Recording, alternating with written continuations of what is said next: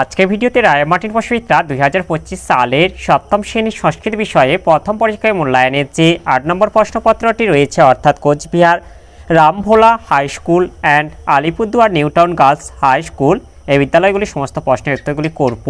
তার আগে তোমরা কেউ যদি আমার চ্যানেলে নতুন হয়ে থাকো তাহলে চ্যানেলটি অবশ্যই সাবস্ক্রাইব করে নেবে। প্রথমে একে আছে দেবনাগরী হরফে লেখো যে কোনো চারটি।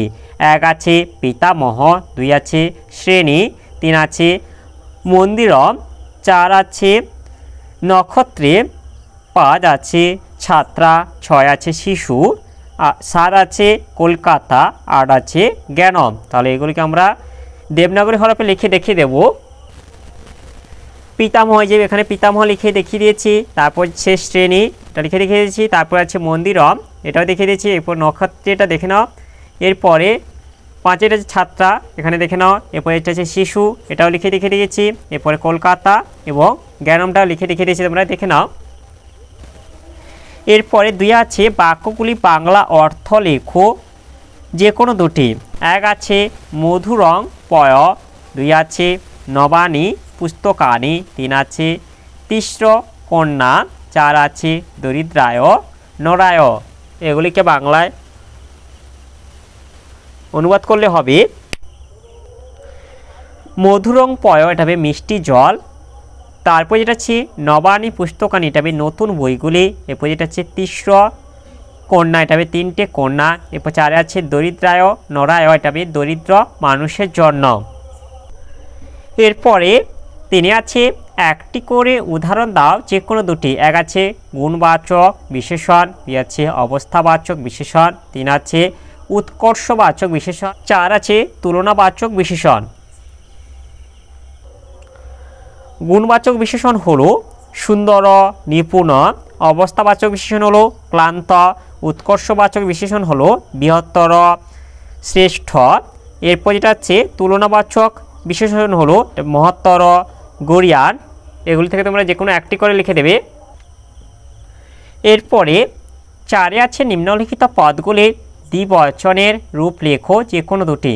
এক আছে রথ থেকে এটা হবে রথও হবে, দুই আছে কবি থেকে এটা হবে কবি, এরপর তিন যেটা আছে এটা জনতা থেকে এটা জনতাই থাকবে, এরপর চার যেটা আছে লেখন থেকে এটা হবে লেখন্য। এরপরে পাঁচে আছে নিচে যে কোনো চারটি শব্দের অর্থ লেখো। এক আছে ভোজনম এটা খাওয়া হবে, দুই আছে দুগ্ধম এটা দুধ হবে, তিন আছে নর এটা হবে একটি মানুষ, চার আছে জননী এটা মাতা হবে, এরপর পাঁচ আছে পুষ্পাণী এটা হবে ফুলগুলি। এরপরে ছয় আছে সঠিক উত্তরটি বেছে নিয়ে শূন্যস্থান পূরণ করো। এক আছে এটা মধুরানী হবে বচনানী, এরপর দুই আছে এটা হবে উত্তমা বালিকা হবে, এরপর হচ্ছে তৎ হবে বালক ধীর।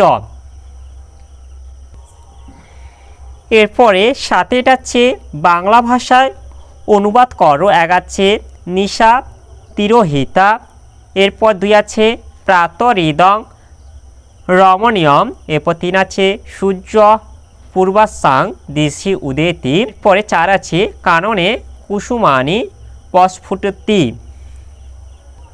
এই যে বাংলা অনুবাদ করলে হবে নিশা তিরোহিতা মানে এটা আছে রাত্রি দূরে গেছে, এরপর দুই এটা আছে প্রাতরিদং রমণীয়ম এটা হবে রমণী ও এই প্রভাত, এরপরে সূর্য পূর্বসাং দিশি উদেতি এটা হবে পূর্ব দিকে সূর্য উঠেছে, এরপর চার যেটা আছে কাননে কুসুমানি প্রস্ফুটতি এটা হবে বাগানে ফুলগুলি ফুটেছে।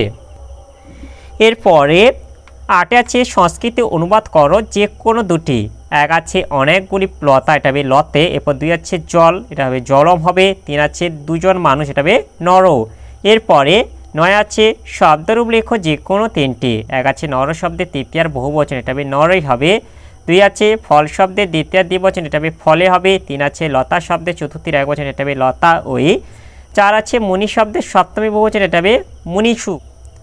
এরপর দশে আছে ধাতুরূপ লেখো যে কোনো তিনটি। এক আছে ভূ ধাতুর লট প্রথম পুরুষ বহুবচন এটা হবে ভবন্তি, এরপর দুই আছে গম ধাতুর লেট মধ্যম পুরুষ এক বচন এটা হবে গমিষ্যসি হবে, এরপর তিন আছে স্থা ধাতুর লট উত্তম পুরুষ দ্বিবচন এটা হবে তিষ্ঠাভ, এরপর চার আছে দৃশ ধাতুর লেট প্রথম পুরুষ দ্বিবচন এটা হবে দ্রক্ষত, এরপরে 11 দেখে আছে নিচে যে কোনো 3টি প্রশ্নের উত্তর দাও।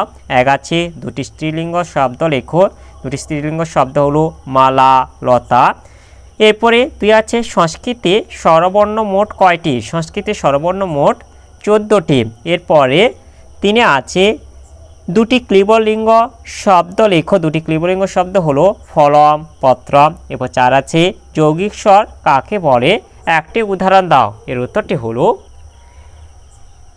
যে স্বর দুটি মৌলিক স্বর যোগে উৎপন্ন হয় তাহাকে যৌগিক স্বর বা সন্ধ্যক্ষর বলে, যেমন ও, অ যোগ ও সমান ও। তাহলে আজকের ভিডিওতে আমরা সপ্তম শ্রেণীর সংস্কৃত বিষয়ের যে 8 নম্বর প্রশ্নপত্রটি ছিল তা আজ সমাধান করলাম। আর তোমরা কেউ যদি আমার চ্যানেলটা এখনও সাবস্ক্রাইব করে রাখোনি তাহলে চ্যানেলটা অবশ্যই সাবস্ক্রাইব করে নেবে এবং ভিডিওটি ভালো লাগলে ভিডিওটিকে অবশ্যই লাইক, কমেন্ট ও শেয়ার করে দেবে।